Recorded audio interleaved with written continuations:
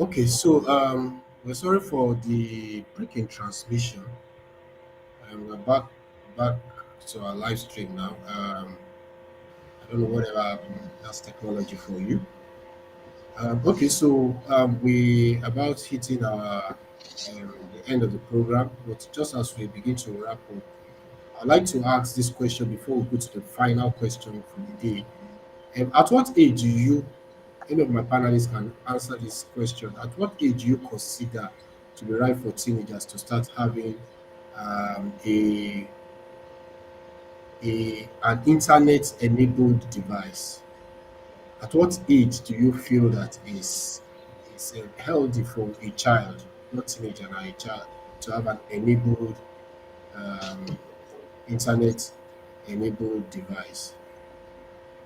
That's That's a that question is quite a tricky one because I would say it's not one age, and the reason of saying this is that different platforms have different age settings, and you have some of the platforms like YouTube, which children start watching from when they are very young, and that's actually connected to the internet. So you can say that's actually, so it depends on when you were talking about some categories of platforms, things like that are more considered for adults, like things like Facebook, or things like need to look at the age specification. I know WhatsApp has changed. It used to be 16 before in the UK, but WhatsApp has now come down to about 13 or so. They used to be 16 before, but now they've come down to 10. So it depends on the platform.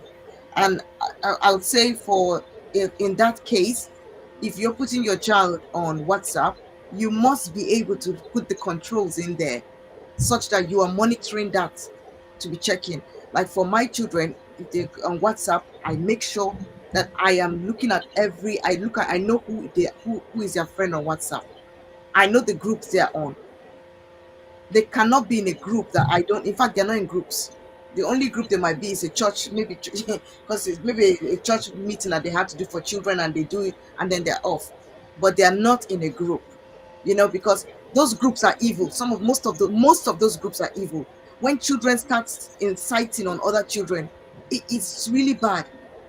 So even the schools have set rules now for children.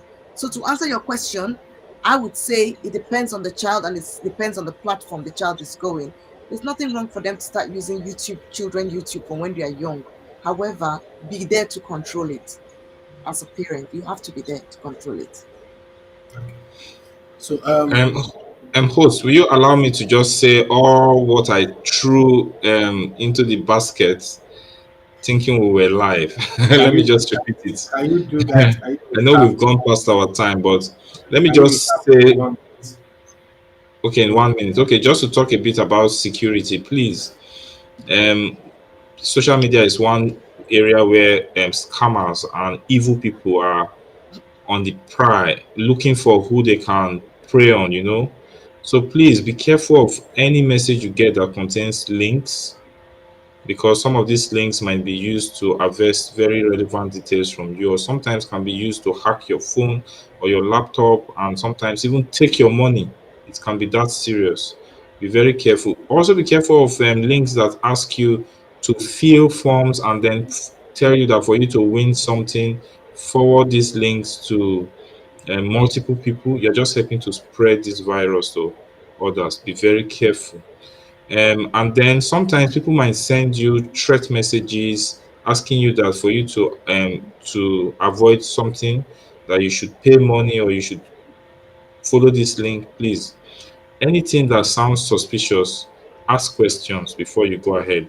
And this information is also very good for your parents, your grandparents, people who might not be very aware of social media.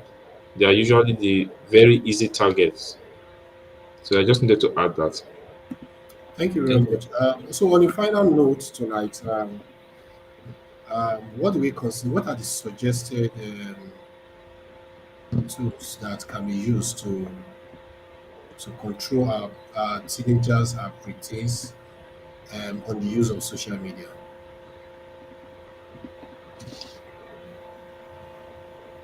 Miles, I can you think this would to be that? Mars. Yeah, so there are different tools, there are different apps that are available for you to use. One of the one that is quite prevalent among most parents is, and is quite effective, Family Link app. It's quite effective. I use it and it's quite good because on that link you can actually decide what you actually enter your child's age, their date of birth. You set a profile for them within your profile, so you're now supervising that profile, and then you decide what kind of contents they can watch. Of course, age appropriate content. If you want them not to watch some kind of apps, you can actually decide that those apps should never come up there, and then you set the timing for when they can use the phones or they can go online. And if they decide to buy an app or add an app from Play Store, it will pop up to you first for Yes. approval before, so you would then vet it and look at it and say this is not child friendly, no. Or if they are going over their time, it means in fact it's auto, it just takes them off, it just blanks off the screen for them. So another one is Norton app. So the Norton, the Norton virus antivirus thing, they also have the app for children, and that is similar. It's similar to the Family Link app. Quite effective as well. I use that as well. And on, of course, on some of the platforms you have controls, like WhatsApp. You have controls on WhatsApp that you can put for children, and WhatsApp always bring up contents for you to keep on abreast with the changes that are happening online, so that you can then fine tune your child towards those changes as well. um so these are some of the What tools that control? are What out. what controls are on WhatsApp for children? So when you go on the setting, you the parent, you go on the setting, and then you put the security settings on. If you want your child's what's it called, people not, you can say friend adding. It will They cannot just add your child to any group. Just similar to Okay. us, you can put a setting there that nobody can just drag you into a group. It will still send you a link to say, do you want to join, please can you join this group, and then you can say no, I don't want to join this group. Also you can put setting like controls there for their pictures. When they want to, whoever can, people screenshot, someone can screenshot they can screen there are people who you can't screenshot someone's picture. I can see there are lots of monitoring spirits. They will see your face, they will not say, let me send it to our group, let them see. They will screenshot your photo that is on this thing, or they will send it to Apostle. See the dress she's wearing on this thing. Go snap, it will not snap. So because it's actually a control that you put there, you Mm, cannot actually take those pictures because they are minors. Why should you be taking pictures of minors to go and spread where? mm, What's that for? yeah. So there are Okay. there. So I always say to current parents, it's not about just giving the child the phone. It's like giving a child. The example I give is you give a child the key to the car to drive the car. That's what you're doing with the phone. You Yeah. just gave them that. Are they ready for that? And you can't judge it based on age, because there are some children, they might be 12, they might be 10 years old, but they are more techie savvy than a 15-year-old. It depends on the exposure of that Yeah. child. Yeah. Okay. I love the way Another thing. Mars. I love the way Mars attacked the question. It's very balanced. Yeah. So at the end of the day, you look at your situation and make a decision what's best for your child. But the thing is, you doing that out of knowledge. That's what's most important. Another thing I feel is also important for parents to do is to, once you are handing over your child's a device, maybe it's, let's say, an Android phone. We all know that for you to optimize the Android phone, you must have created a a Gmail account, right? Yes. So be the person to help that child to activate um, the phone. The Gmail account must be accessible to you. From there, you can see the histories of what he or she is Mhm. browsing Yeah. and all of that. So you can be using that again as another form of monitoring and control to see the sites they visit and all of that. We would have loved Especially in to. this, sorry, especially in Okay. this part of the world where we stay, where children always want to cite their rights. Oh, it's my right. That's invading my privacy. You know what? If invading that privacy will save that child's life, please do it. Because some people don't, some children look, it's like my diary. You have no right to look at it. Yes, I do. If I bought the phone for you, I have the right to look at it. I have the right to check it, and I'm saving your life because I don't know what content you're looking at. I don't know who is already exploiting you. I don't know what you're being asked to do behind closed doors. And if you are actually actively being groomed, then I need to step in as a parent. And I say parents should take that mindset. If you're leaving it to the government to say, oh, government say we shouldn't invade their privacies, yeah, right. Then when something happens, the government is not the one that's gonna be shamed. It's not the government that will be At, pained, it's at the you. teenage age, so I can't invade their privacy at the No. teenage age. Well, when it comes to, I think when it depends on what you're how we're saying it, because it's like they've said it's like a diary. You don't open my diary without my consent. But you need to have a relationship with that child to make the child understand that That's true. it's down to relationship. I'm caring for you.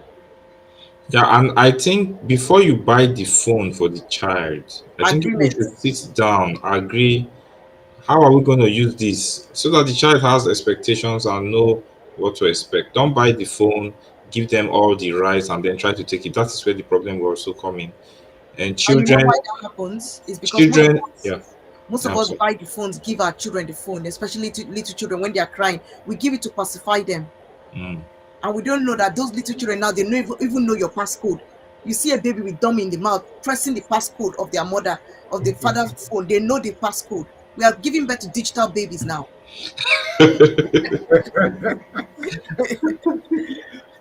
Okay, so guys, would have loved to play a video on how to use the family tree, but these are things that you can always access because our time is far spent.